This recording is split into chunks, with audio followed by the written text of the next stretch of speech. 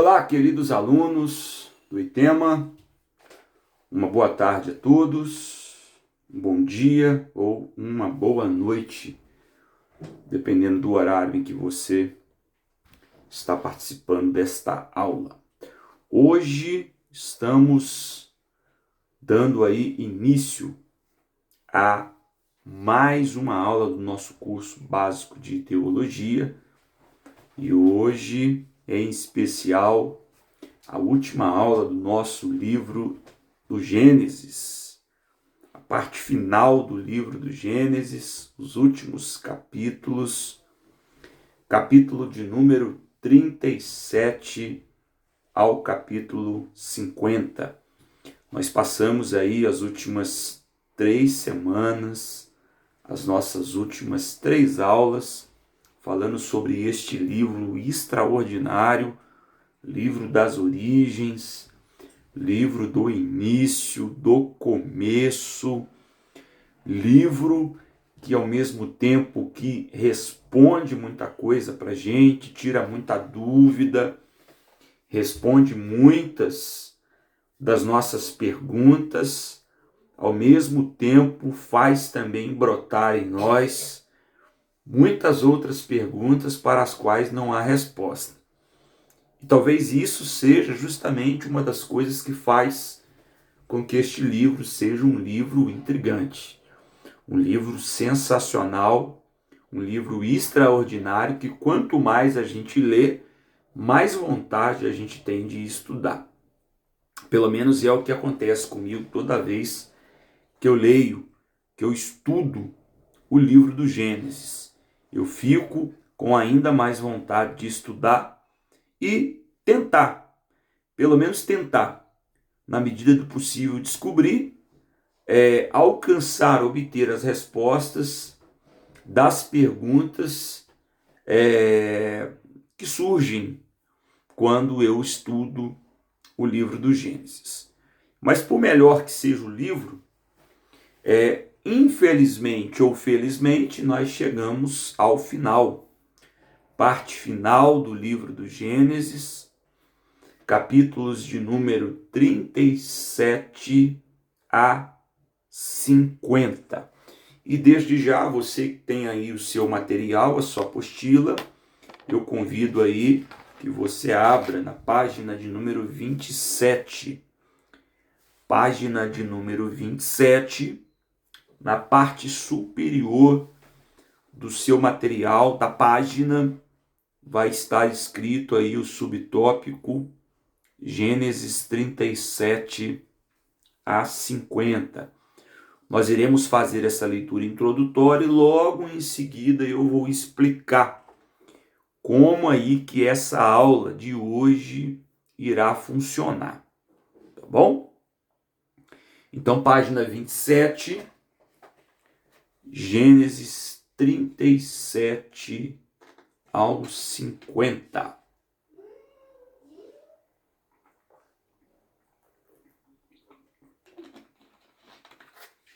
Vamos lá.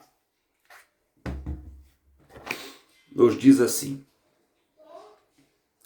Gênesis 37 a 50 talvez seria a parte mais enigmática do livro, pois descreve sobre um personagem que, apesar de não ser um patriarca, como Abraão, seu bisavô, Isaque, seu avô, e o Jacó, seu pai, é extremamente fundamental para a sobrevivência, a manutenção e o crescimento da nação de Israel.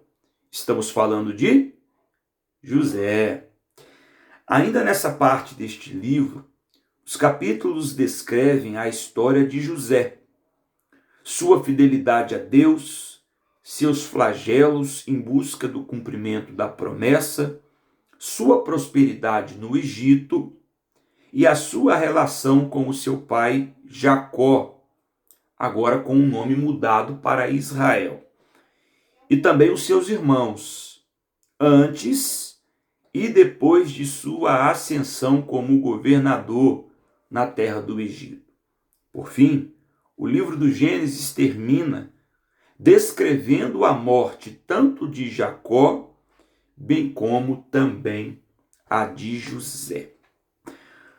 Bom, primeiro ponto aí para a gente destacar.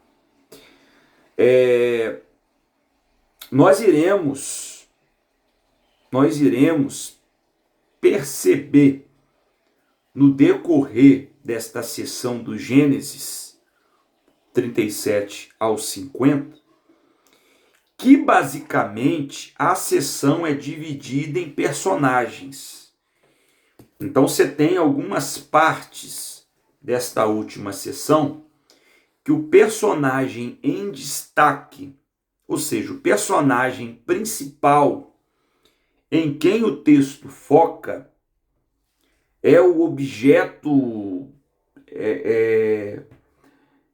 o desejo de consumo do texto é o Jacó. O Jacó é o personagem principal. Fala-se muito de Jacó. Enquanto que em outras partes, o personagem principal, o objeto de desejo do texto, deixa de ser Jacó e passa a ser José. Na verdade, quase todos os capítulos desta última sessão do Gênesis falam muito sobre o José. O José seria o personagem principal desta sessão. Porém, no finalzinho da sessão, mais precisamente entre os capítulos 46 e 49, o José, ele meio aí que sai de cena, o Jacó entra de novo, só que agora já um homem velho, e posteriormente, nos 50, o José volta de novo. É uma parte ali final falando sobre a velhice e sobre a morte do José.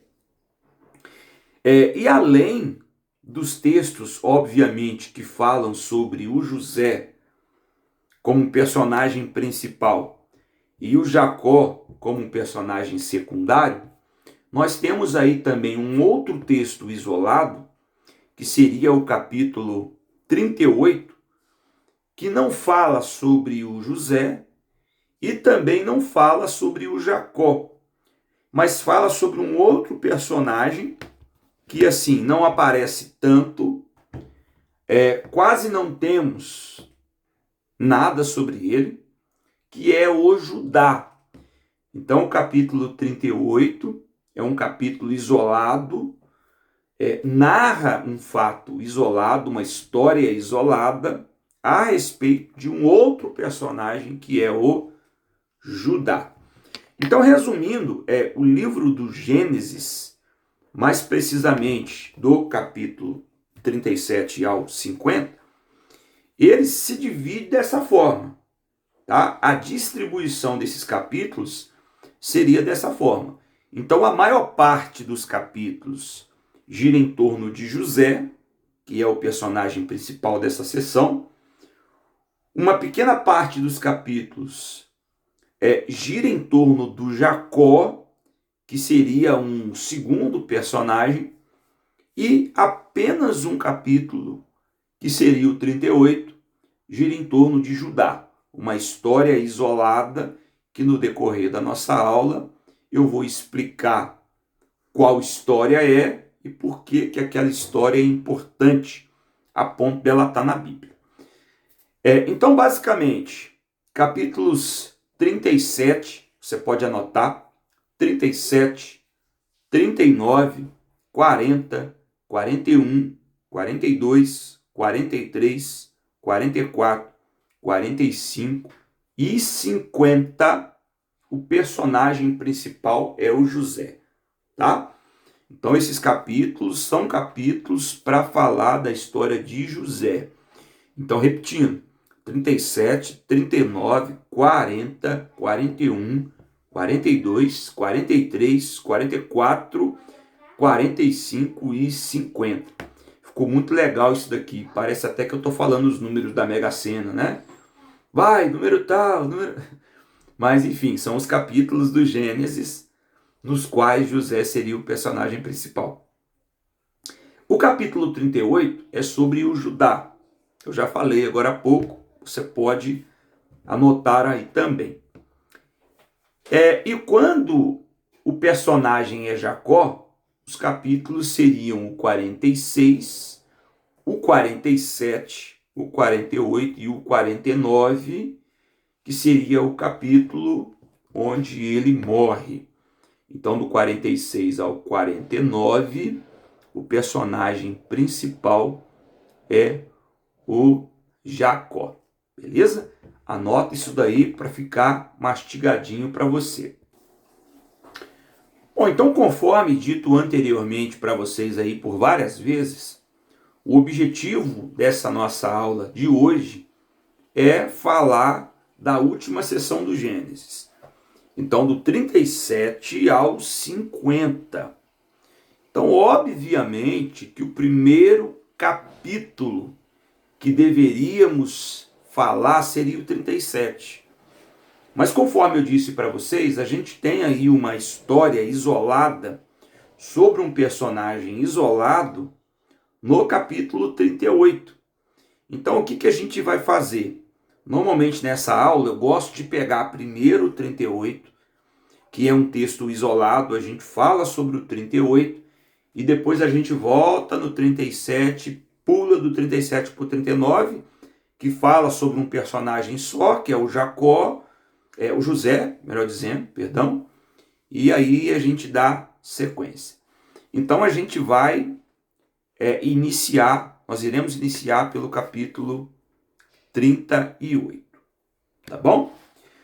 Bom, se eu pudesse dar um título ao texto do capítulo 38, se eu pudesse dar a ele um título, se eu pudesse escolher uma epígrafe para eu colocar no capítulo 38, eu colocaria de A Genealogia de Judá. Então eu aconselho aí a você a escrever isso enquanto eu estou falando aqui. Então, a genealogia de Judá. Estou interagindo com você aí para te ajudar. A genealogia de Judá. O que é genealogia, gente? Genealogia seria a linhagem, as descendências. Então, daqui 200 anos, se nós ainda estivermos nesse planeta, ou seja, o arrebatamento da igreja ainda não tiver acontecido, daqui uns 200 anos alguém vai fazer a minha genealogia e vai pegar, o Jefferson gerou Noa e Nicolas, que são os nomes dos meus filhos. O Noa gerou fulano de tal, o Nicolas gerou ciclano. Aí o filho do Noa gerou Beltrano, enquanto que o filho do Nicolas, gerou fulano de tal. E por aí vai. Isso é uma genealogia. Então, basicamente, o capítulo 38, ele traz a genealogia de Judá, começando pelo casamento dele. Então, o texto do capítulo 38 diz que o Judá se casou com uma mulher por nome de Sua. Olha que interessante, Nome aí extremamente único. É único. É diferenciado. O nome da mulher é Sua. Olha que interessante. Então eu coloquei aqui, Judá mais Sua. É o casamento. Ok? Então Judá se casa com Sua. E consequentemente, pessoal, nasceram-lhes 3 filhos que eu quero que vocês coloquem aí, para a gente poder fazer a dinâmica. O primeiro filho chama letra E de escola e R de rato. O segundo filho chama Onã, O de orelha, N de nariz e A de avião, com a cobrinha, né? O acentozinho da cobrinha em cima. E o terceiro filho chama-se ou chamava-se Selá. S de sapo, E de escola, L de ladrão e A de avião, com acento agudo, né? Aquele famoso risquinho em cima aí da letra A. Então esses são os filhos do Judá com a sua, ok? A ordem de nascimento desses filhos, ela é exatamente conforme eu mencionei os nomes. Então o seria o primogênito, o Onã seria o do meio e o Selá seria o caçula. Obviamente, como se era de imaginar, o casou primeiro. E ele se casa com uma mulher por nome de Tamar. Aqui, ó, o nome dos filhos, Onã, Selá. O casou com uma mulher por nome de Tamar. O que o texto diz sobre o O texto diz que o ele fazia mal aos olhos do Senhor. As suas ações eram más ações, de maneira que Deus foi lá e matou o Ah, matou. Como? Não sei. O texto não diz, a Bíblia não fala. Esse matou de Deus, talvez nem seja necessariamente o próprio Deus matando. Talvez a expressão Deus matou pode simplesmente ser o fato de que Deus, não tendo prazer na vida do permitiu que o morresse. O fato é que ele morreu. E ele morre precocemente. E não teve tempo de ter filhos.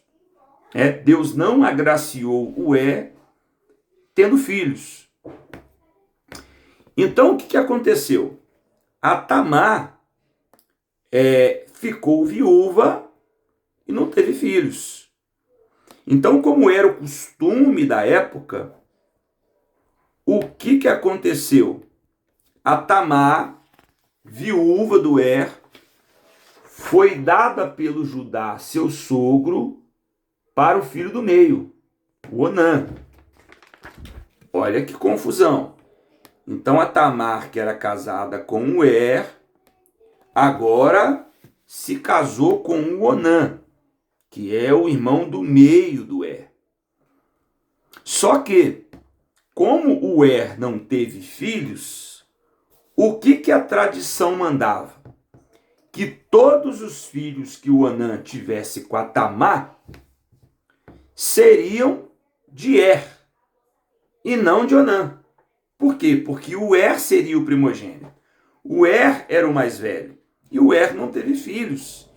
Então, para que a genealogia do pudesse ter continuidade, havia uma necessidade que ele tivesse filhos. E como ele morreu e não podia mais ter filhos, porque estava morto, era um defunto, então o Onã, o seu irmão do meio, deveria fazer esse papel, contribuindo, gerando ali um filho, e esse filho levaria o nome do Eu sei, você não concorda, né? Eu também não. Mas é assim que funcionava. Só que assim como você que não concorda, o Onã também não concordava. Então o que Onã fazia?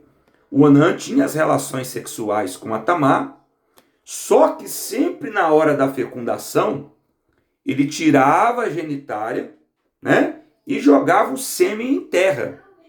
Para quê? Justamente para que não houvesse a fecundação, a Tamar não engravidasse, para ele não dar descendência para o seu irmão. Isso mostra, né, duas coisas, de duas uma. Ou o Onã era muito, como é que eu posso dizer? Um cara muito ruim de jogo,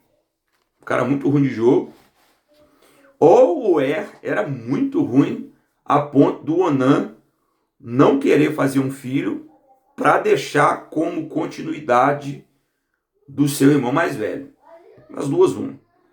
Enfim, então o fato é que a Bíblia diz que por causa do Onã jogar o sêmen em terra, Deus foi lá e matou também o Onã. E aí a Tamar, pela segunda vez, ficou viúva. Bom, você é inteligente, você já deve estar imaginando que a ótica da coisa agora seria a Tamar casar com o terceiro filho de Judá, o caçula, o único que sobra, porque os outros dois já morreram.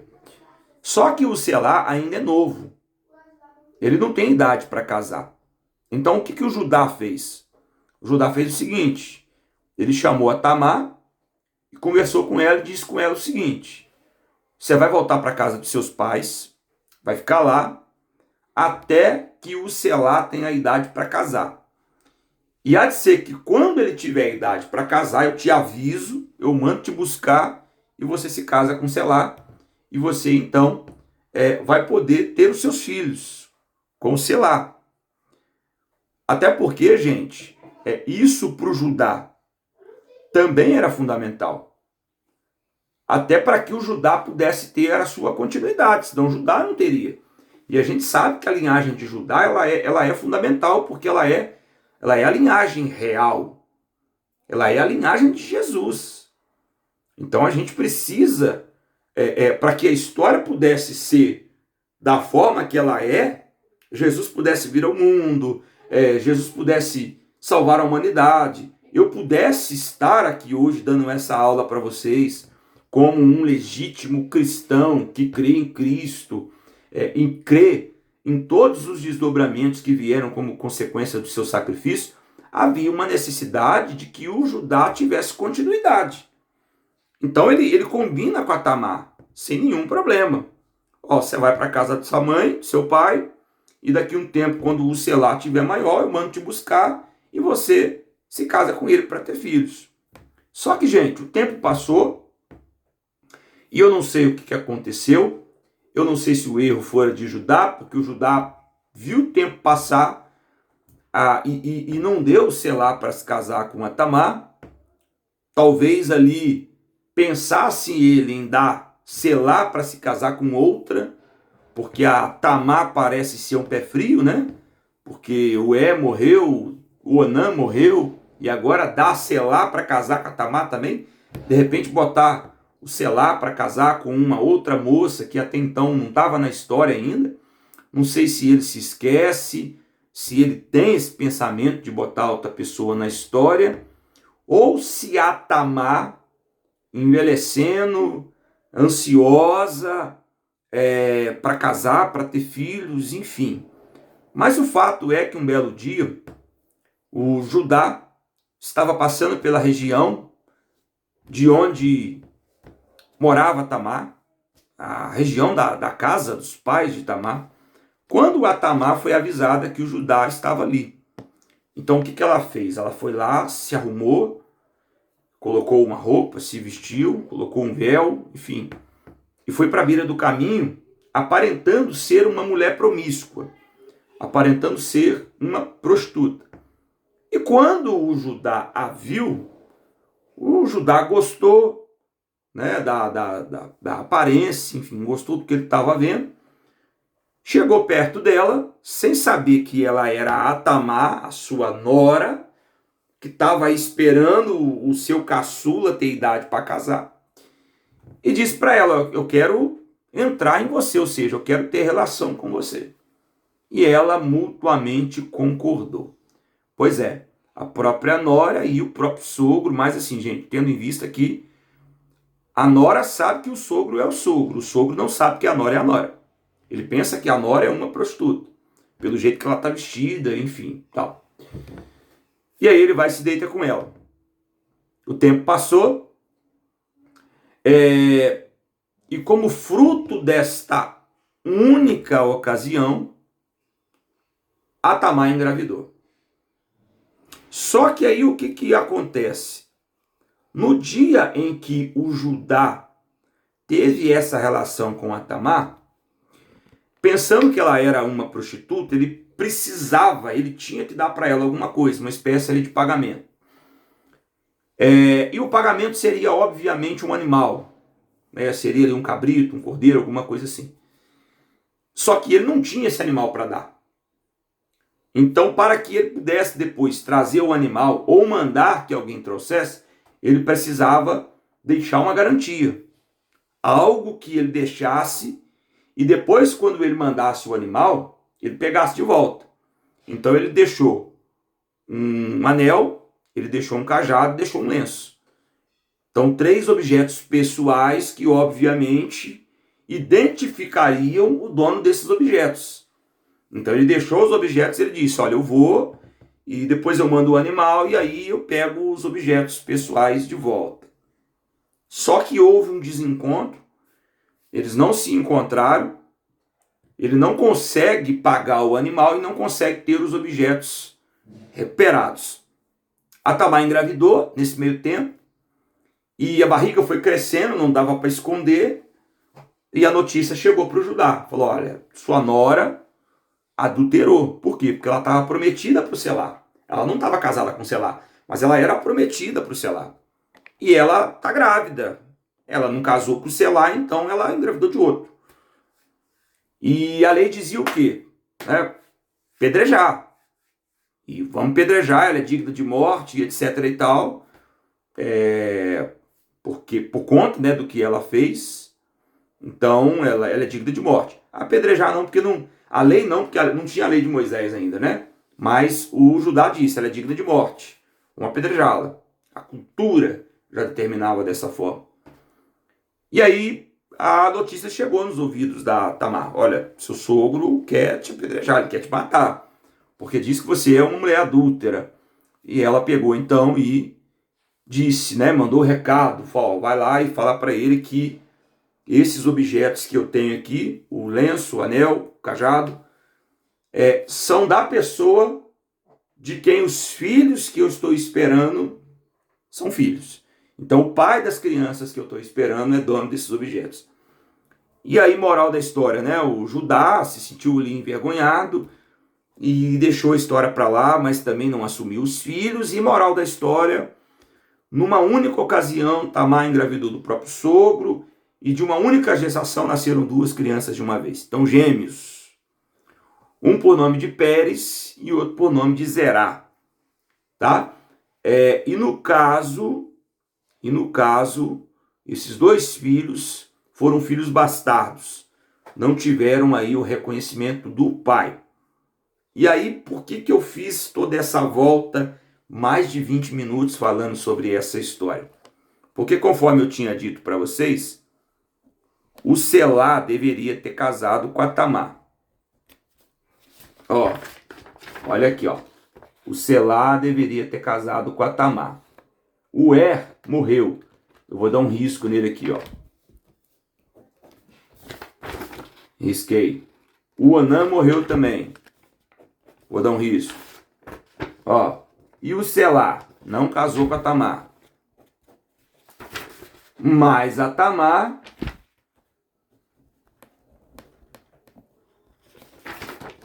vai ter filhos com Judá.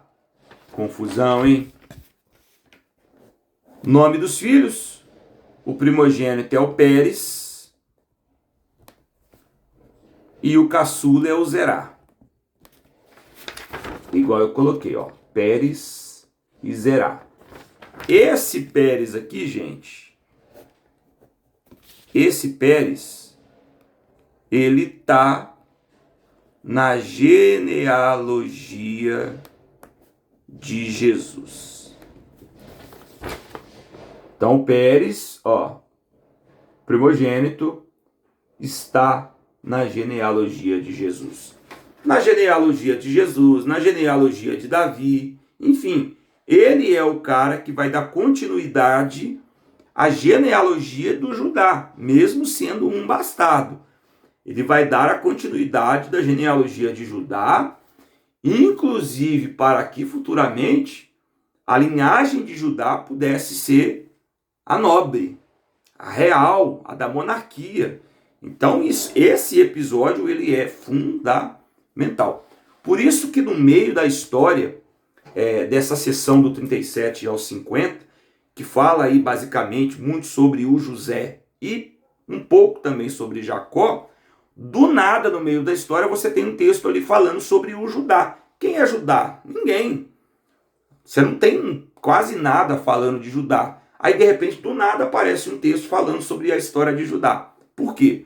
Por causa disso tudo aqui que eu estou explicando para vocês. A genealogia de Jesus, do rei Davi, a linhagem real da monarquia de Israel, ela passa inevitavelmente por esse episódio que acontece e é narrado no capítulo 38. Entenderam aí, gente? Agora podemos avançar, né, para o restante aí dessa sessão, começando pelo capítulo 37. Bom, então, conforme escrito aí no nosso material, página 27, capítulo 37. O sonho de José e a inveja de seus irmãos. A história de José começa no capítulo 37 e inicia-se contando o modo como ele era amado pelo pai e o ciúme que os seus irmãos tinham por causa desse amor. Em consequência desse amor, os seus irmãos o venderam como escravo e disseram para o seu pai que ele havia sido devorado por um animal do campo. Vamos lá, gente. Eu quero abordar com vocês duas coisas. Primeiro, eu quero falar com vocês sobre o local de habitação do José, bem como também de toda a sua família, no momento em que ele foi vendido. Onde que esse povo morava? No caso, Israel, os filhos, o próprio José, essa família abençoada, eles moravam onde? E para a gente descobrir isso daí, a gente precisa ler o capítulo de número 37, versículo de número 1, porque esse texto ele dá essa informação para a gente. A gente sabe que o Abraão ele sai de uma terra chamada Ur dos Caldeus, com a promessa de herdar uma outra terra chamada Canaã. E assim, muito tempo vai passar da saída de Ur dos Caldeus até de fato eles entrarem na terra da promessa que Deus havia prometido para Abraão, que é a terra de Canaã. Então, nesse meio tempo, eles passaram por uma dezena de lugares, né? E nesse exato momento do capítulo 37, onde que os descendentes de Abraão estavam? Então, a gente encontra essa informação no capítulo 37, no versículo 1. Olha o que diz aí pra gente, ó. E Jacó habitou na terra das peregrinações de seu pai, na terra de Canaã. Mas Canaã não é a terra que Deus vai dar para o povo depois da saída do Egito? Pois é. Só que Canaã era uma terra muito grande. Para a época era uma terra muito grande. Hoje é pequena, né? Israel hoje é um dos menores países que a gente tem no mundo, em termos aí de território, de espaço geográfico.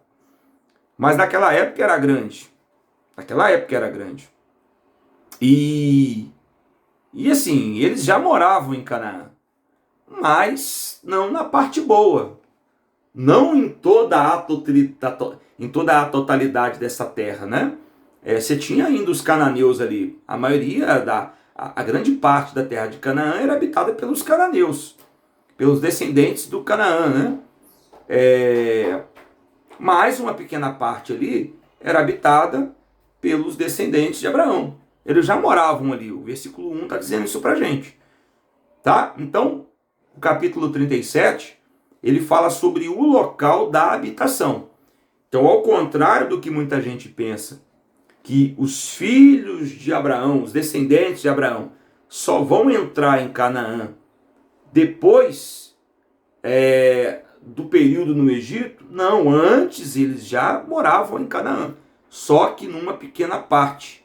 Não era a melhor parte. Numa pequena parte de Canaã, e Deus havia prometido dar a terra toda para eles. Então, isso é diferente. Não somente o Jacó, olha o que o texto diz. E Jacó habitou, então ele morou, um pedaço da terra era dele. Ele não estava de passagem. Habitou na terra das peregrinações de seu pai. Ou seja, habitou na terra por onde o seu pai peregrinou. Quem era o seu pai? Isaac. Então o texto mostra que o próprio Isaac já tinha conhecimento da terra. Ele peregrinou por ali, ele foi nômade também naquela terra. Ele morou ali também durante um tempo. O próprio Abraão, ele passou também em Canaã. Não necessariamente ele morou, mas ele passou também em Canaã. Tanto que num determinado dia, quando ele passa em Canaã, Deus disse para ele, olha, essa terra vai ser sua. Mas antes disso, o seu povo, os seus descendentes vão ser afligidos no Egito durante 400 anos. Então ele já tinha o conhecimento visual da terra de Canaã antes de fato, entrarem em Canaã depois do período no Egito. Ok? Segundo, além dessa questão da localidade, o texto aí do capítulo 37, ele dá para a gente pelo menos 3 razões pelas quais José era odiado pelos seus irmãos. A primeira está lá no capítulo 37, versículo 3 e 4. Gênesis 37, versículo 3 e 4. Olha aí, ó. Israel amava a José mais do que a todos os seus outros filhos. Ponto. Né? Porque era filho de sua velhice. E fez-lhe uma túnica de várias cores. Então a gente percebe ali um pai que ama muito mais um filho do que os outros. Inclusive a ponto de dar para ele presente. Túnica colorida, nessa época, era raro. As roupas dessa época era tudo muito de uma cor neutra, né? Branco, marrom, cinza, preto, nada muito colorido, chamativo. Então o José fez, o Jacó fez para o José, em prova desse grande amor diferenciado que ele tinha pelo filho. Versículo 4. Vendo seus irmãos que o seu pai o amava mais do que a todos os outros filhos, odiaram-no e já não podiam mais falar com ele pacientemente. Tá vendo? Então, o amor privilegiado é a primeira causa desse ódio que os irmãos tinham por José. Segundo, no versículo 8 do capítulo 37. Então lhe disseram seus irmãos, tu deveras reinarás sobre nós? Tu deveras terás domínio sobre nós? Por isso tanto mais o odiavam por causa dos seus sonhos e das suas palavras. Então, como se não bastasse o amor privilegiado de Jacó, o José ainda teve sonhos e contou os sonhos para os seus irmãos. E os sonhos passavam uma ideia de que o José predominaria sobre seus irmãos. Seus irmãos ficaram loucos. Que isso? Não pode. Então esse é o segundo motivo pelo qual os seus irmãos o odiavam. Terceiro, versículo 13 e 14. E disse Israel a José, não apacentam os teus irmãos em Siquém? Vem e te enviarei a eles. Respondeu-lhe José, eis-me aqui. E disse-lhe Israel, vai, vê se vão bem os teus irmãos e o rebanho, e traze-me notícias. E assim o enviou do vale de Hebrom, e José foi a Siquém. Então, o José, ele meio que bancava o espião de seus irmãos. Ele bancava o 22, o dedo duro, o X9. Ia lá, buscava informação, observava como é que estava acontecendo e trazia as novidades para o seu pai. E claro, ninguém gosta de uma pessoa dedo duro. E o José, infelizmente, era um dedo duro. Claro, a pedido de Jacó. Mas era. E isso provocava ainda mais a ira de todos os seus irmãos. E por isso, ele foi vendido. Então, gente, ele foi vendido no versículo 26. Ele foi vendido no versículo 26 do capítulo 37. Então Judá disse a seus irmãos: que proveito teremos em matar o nosso irmão e em cobrir seu sangue? Versículo 27. Aí ele teve uma ideia. Vendamo-lo a esses ismaelitas. Quem são os ismaelitas? Nós falamos disso aí na aula anterior e na outra que veio antes da anterior. Quem são os ismaelitas? Os descendentes de Ismael. Quem é o Ismael? É o filho de Abraão com a Agar, a escrava. Então, os próprios irmãos de José estão vendendo o José para os primos, né? Porque os descendentes de Ismael são primos dos descendentes de Isaac. São primos. Então percebam que o negócio está em família. É trairagem em família. É família vendendo família para família.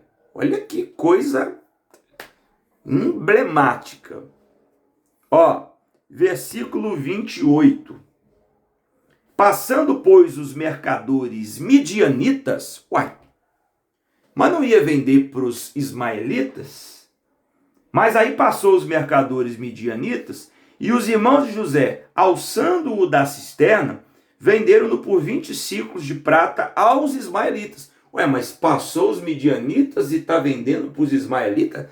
Quem são os midianitas? Primeiro ponto, são os descendentes de Abraão com a Quetura. Os midianitas são os descendentes de Midian, que é um dos filhos de Abraão com a Quetura.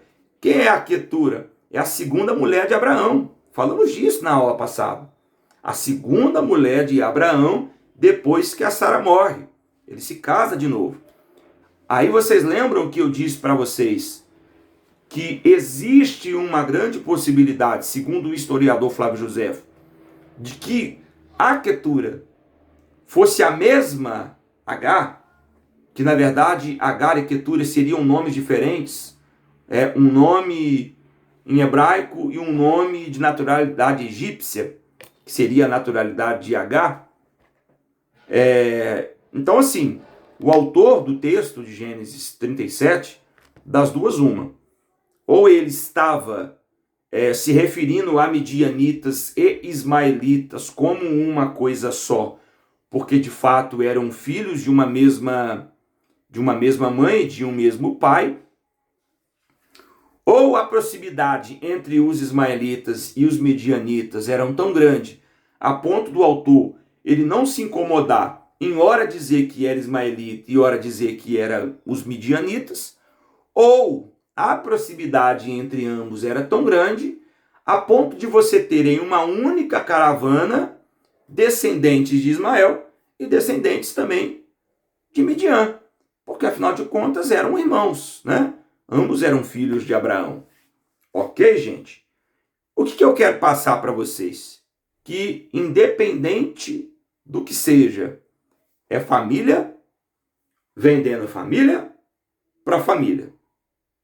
É simplesmente isso. Ok? Então o capítulo 37 ele mostra o local de onde sai José, que já era Canaã.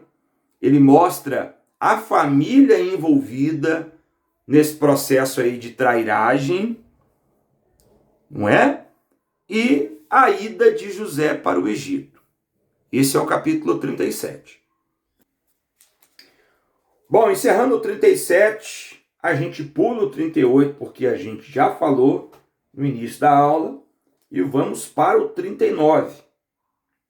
Se você quiser escrever, você pode escrever para poder simplificar o seu entendimento e o seu estudo.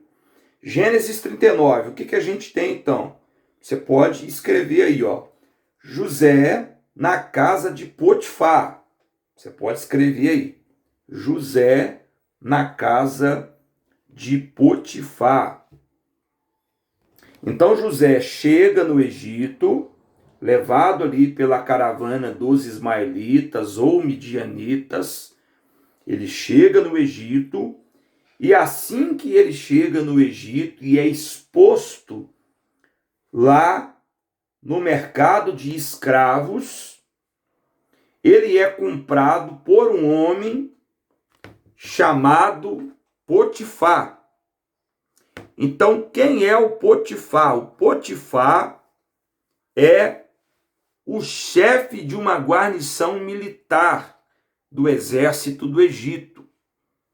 Então, não é um qualquer cara, é um cara importante, é um cara diferenciado, é um cara de influência, de poder, é um cara contra quem você não pode arrumar problema, porque ele é o próprio problema.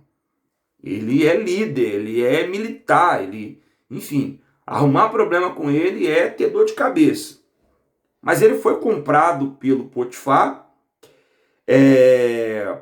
Alguns teólogos sugerem que a palavra Potifar, em sua definição original, talvez seria eunuco, ok? Então, vários historiadores e teólogos apontam para essa possibilidade, que a forma correta de se traduzir a palavra Potifar, ao invés de ser ali apenas um nome, seria a palavra eunuco, e a gente sabe que o eunuco, ele era um homem castrado.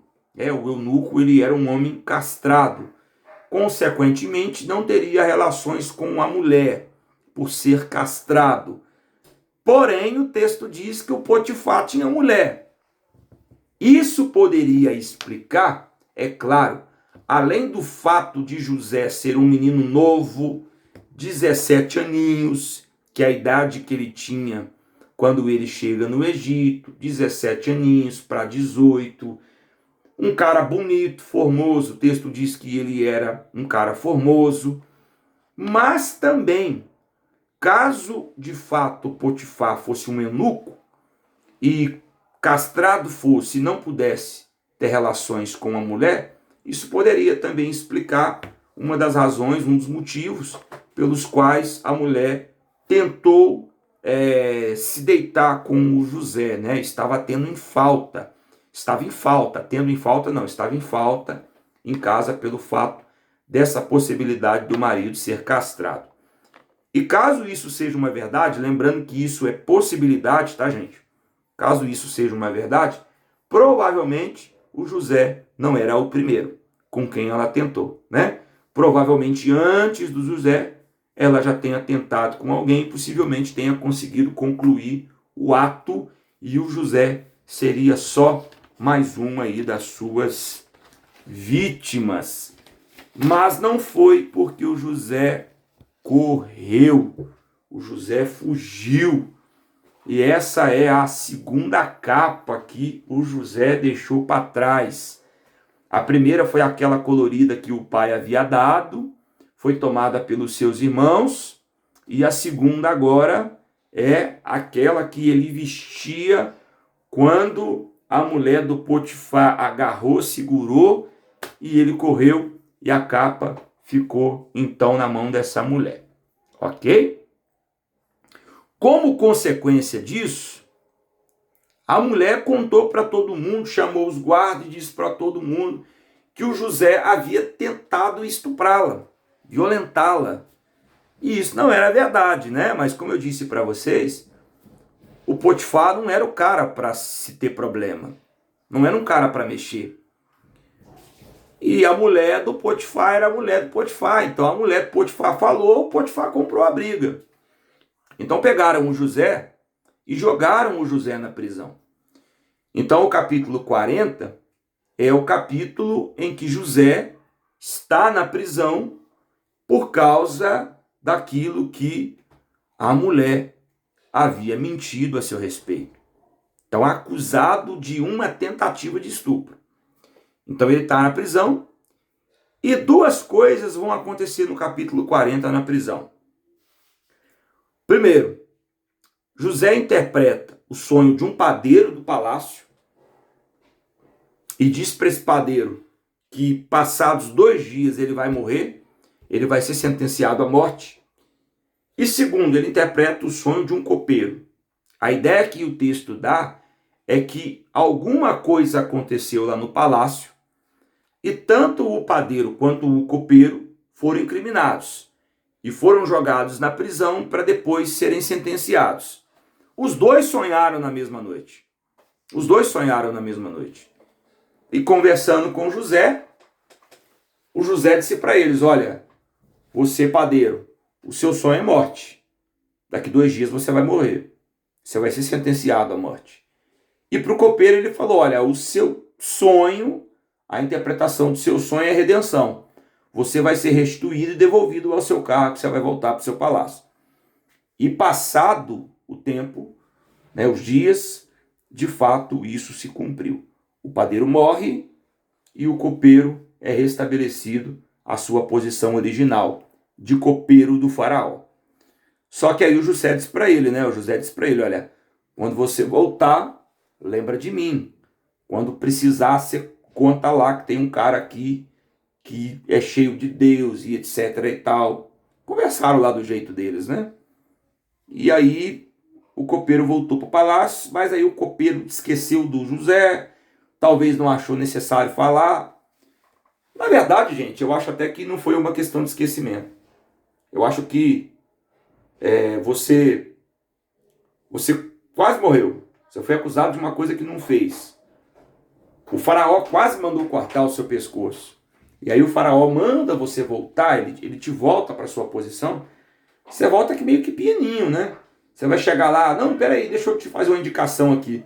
É a mesma coisa que você quase perdeu o serviço, aí voltam com você para o serviço, te devolvem o seu cargo, mas aquele clima meio de, poxa, quase foi dessa vez.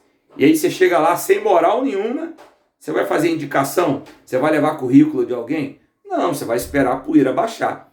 E de fato foi o que o copeiro fez. 2 anos depois que a poeira já tinha baixado, o faraó meio que tinha esquecido o que tinha acontecido, e o faraó estava precisando, estava aberto a novas possibilidades, o copeiro disse para ele: olha, faraó, quando eu estava na prisão, teve um cara assim, assim, assim, assim, eu tive um sonho, o padeiro também teve. Ele interpretou e do jeito que ele interpretou, aconteceu. Isso acontece no capítulo 41. Então, no capítulo 41, o José interpreta os sonhos de Faraó. Qual era o sonho de Faraó? Faraó sonhou 2 sonhos. Primeiro, o sonho das vacas gordas, robustas, 7 vacas gordas, robustas, que de repente eram devoradas por 7 vacas magras, que do nada surgia e devorava elas. E depois ele teve um outro sonho, com 7 espigas gordas de milho, robustas, que também eram devoradas por 7 espigas magras que surgiam do nada e devoravam as espigas gordas. E aí o José deu a interpretação, né? E falou, olha, a interpretação é o seguinte: 7 anos de provisão, de providência, de fartura hão de vir sobre o Egito. Mas passados esses 7 anos, virão 7 anos de fome. Então, o meu conselho é: administre, coloque alguém para administrar, estocar comida durante os 7 anos, para que durante o período de escassez haja mantimento para alimentar o povo do Egito. E aí não tinha outra pessoa com a mesma sabedoria que tinha o José, e consequentemente o José virou governador no capítulo 41, para administrar todo o reino, do Egito, bem como também essa questão alimentar, para que durante o período de escassez o povo tivesse alimento para comer. Capítulo 42 a 45. Passam-se os 7 anos de fartura. O livro do Gênesis não fala sobre o período da fartura. Quando o livro do Gênesis ele volta a falar a respeito de José depois da ascensão como governador já está no período da fome, tá? Já está no segundo ano de fome. E, enfim, a fome assola não somente o Egito, mas chegou também em Canaã. Inclusive, a família de José foi afetada. Então, os irmãos de José agora vão vir para o Egito porque sabem que no Egito tem comida. E aí vai começar aquele processo, né? O José reconhece os seus irmãos não reconhecem ele. A gente precisa levar em consideração que o José já está com 39 anos de idade, né? Porque quando ele saiu de Canaã, ele tinha 17, ele virou governador com 30, passou 7 anos de fartura, 37, e já está no segundo ano de fome. Então ele tem 39 anos. Tem 22 anos que os irmãos não veem ele. Então é claro que os irmãos não iam reconhecer. Os irmãos achavam que ele estava morto. Então 22 anos depois, além de não estar morto, ele está vivo. 22 anos depois, e vestido como um egípcio, vestido com a roupa de um nobre, é claro que os irmãos não vão reconhecer. Então assim, gente, finalizando aqui, caminhando para o final, porque a nossa aula já está chegando perto de 1 hora já de duração, capítulo 42 a 45, José encontra seus irmãos, bola toda uma situação ali, faz os irmãos irem e voltarem várias vezes, e depois se revela aos seus irmãos. No capítulo 46, o José encontra com Jacó, seu pai, Israel, depois de mais de 20 anos. Os irmãos foram lá buscar ele, trouxeram ele. No 47, é o José apresentando o seu pai para o faraó. No 48, o Jacó adoece e conversa com Jacó. Abençoa os filhos de José, né? O Jacó adoece, conversa com José, abençoa os filhos de José. No 49 ele morre, e no 50 quem morre é o José, com 110 anos de idade. Ok? Ou seja, né? Chegou no Egito com 17, virou governador com 30 e morou no palácio até os 110 anos de idade. Olha que coisa boa. E aí a gente finaliza o livro do Gênesis, essa parte final aqui da nossa aula mais corrida, para a gente conseguir finalizar dentro de um tempo aí limite, para essa aula não ficar uma aula muito grande, mais do que 1 hora de duração, né? E, consequentemente, os alunos não quererem assistirem, não terem paciência para assistir até o final. Qualquer dúvida, gente, qualquer coisa aí que tenha sido meio corrido e vocês queiram entender, manda uma mensagem no WhatsApp que eu vou esclarecer para vocês, tá bom? Deus abençoe, até na próxima aula, livro do Êxodo. Tchau!